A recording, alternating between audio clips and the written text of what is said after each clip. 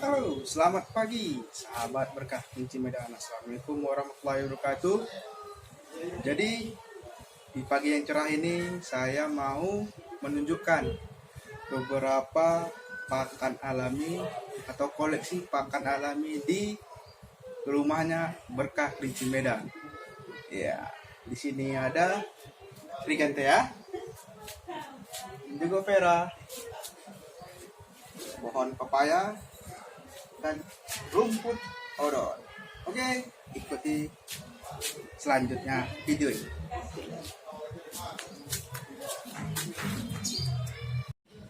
Oke, nah kita mulai dari Trigantea ini, Trigantea gigantea.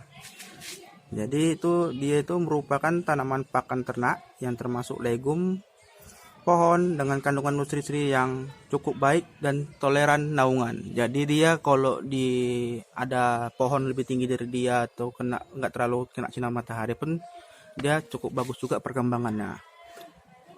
Jadi Trigantea ini dia berasal dari Kolombia, Costa Rica, dan Amerika Selatan.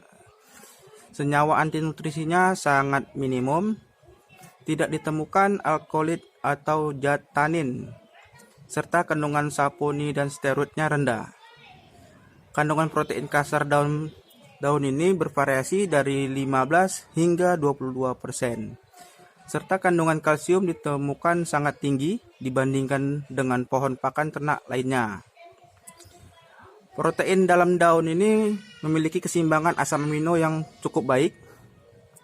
Penggunaannya cukup baik sebagai tepung protein atau pakan segar alami untuk sapi, kambing, kelinci, atau ayam.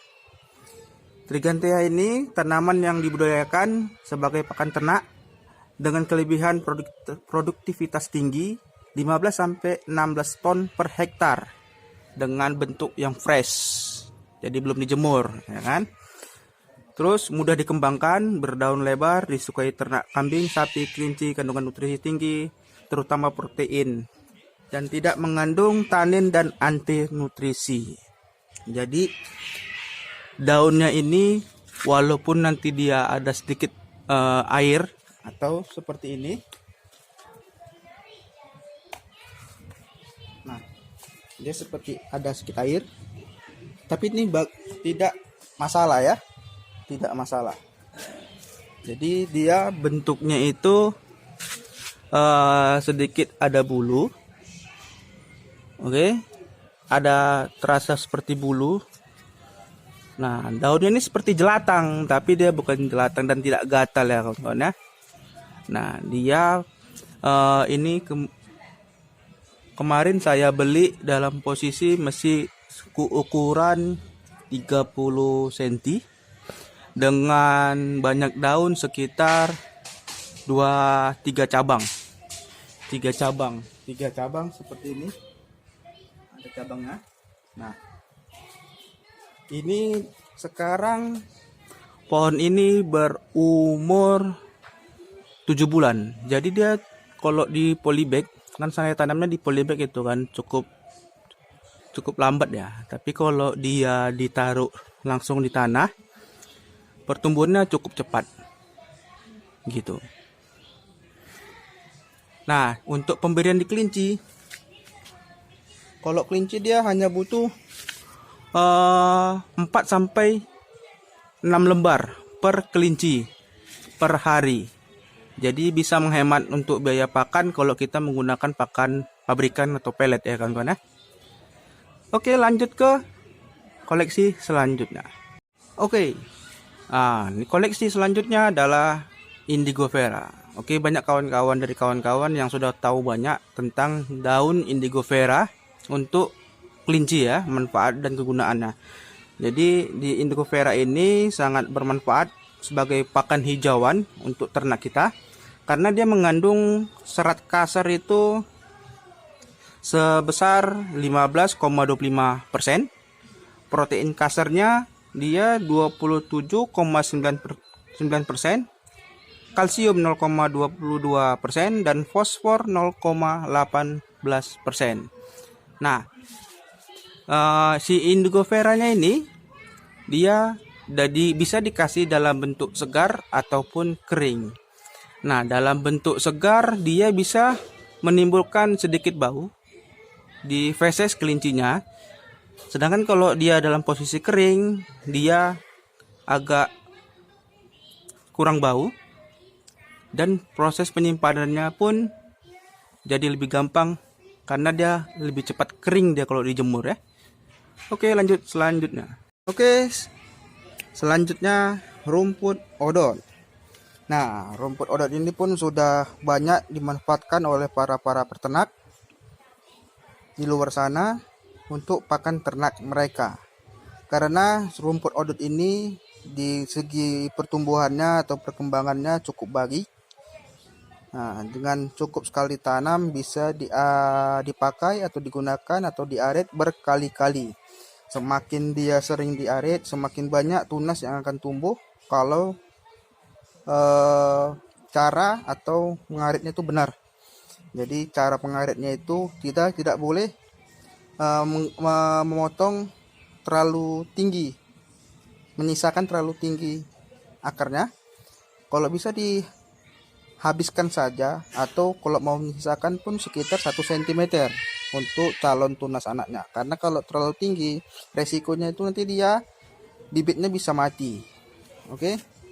Jadi, kandungan si odot ini adalah protein kasarnya 14%, protein kasar daunnya itu 14,35%, protein kasar batangnya 8,1%,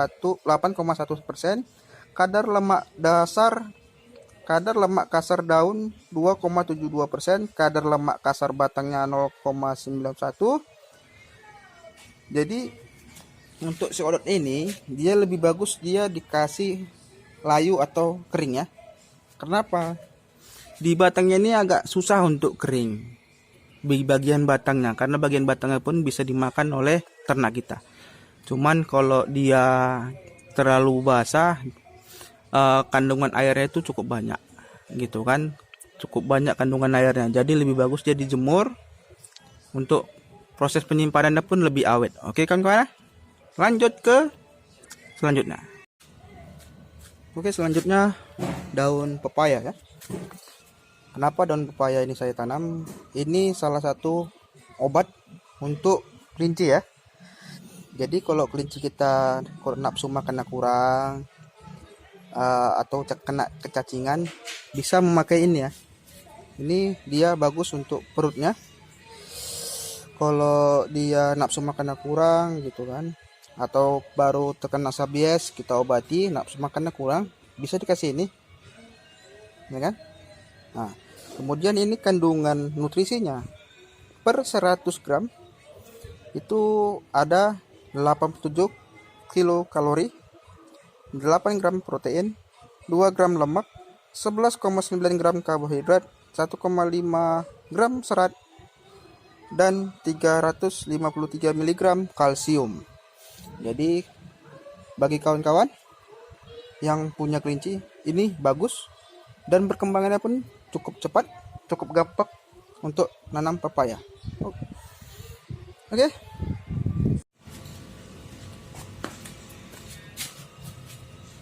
Nah, jadi begitulah video hari ini, menjelaskan beberapa pakan alami yang ada di rumah berkah kelinci Medan.